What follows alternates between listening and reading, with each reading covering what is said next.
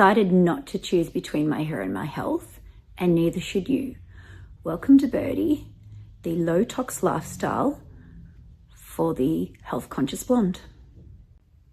Hi, I'm Lisa, aka Birdie, and that's a nickname my dad gave me as a kid. I've been working as a hairdresser now for 27 years, and since the start of my career, I've been obsessed with all things blonde. I played and tested with formulas for pinks and copper blondes way before they were a thing. I was fascinated with the tonality of blonde hair and how it reflected light. I loved the way bleach could lift hair and give me the most beautiful blank canvas to paint on. I studied, tested, and perfected my bleach application, and soon I became one of the few colorists who could scalp bleach without fear.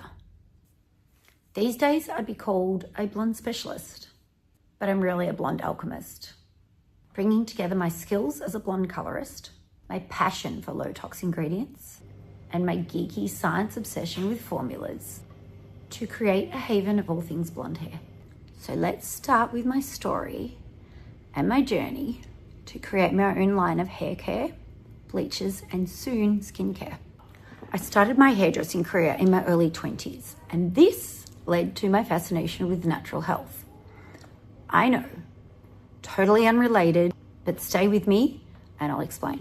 So I'd suffered from excessive migraines from my teens, and no doctors could tell me what was going on. So I visited a naturopath early on in my career. Here I learned that my body was always in adrenal fatigue, and hairdressers were prone to hormone issues and cancers. I knew I loved this career and wanted to do it for a really long time, but I didn't want it to cost me my health. So hairdressing in the 90s was fast-paced. We lived on a diet of coffee and cigarettes, and skipping lunch was the norm. I knew it wasn't great for my health, but these were some of my most fun years in hairdressing. Add to this the toxins that we're exposed to in this industry. And back then, hair color was super smelly and toxic. So I knew I had to clean up my lifestyle, or this would be a very, very short career. So I became famous in the salon for my elaborate salads. I was creating amazing salads way before designer salads were a thing. I made sure I got enough sleep, I started yoga, did meditation, and regularly walked in nature. These habits I still live by today. Not bad for a girl in her mid-20s, and without the internet, and not an influencer in sight. This lifestyle became who I am, and still are.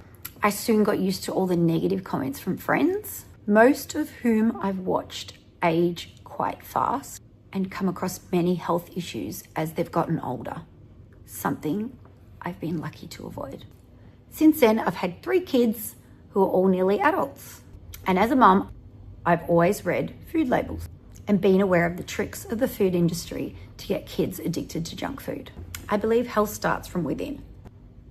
A few years ago, I took up study in nutrition and natural therapies and studied all I could on hormonal issues after discovering cysts on my thyroid.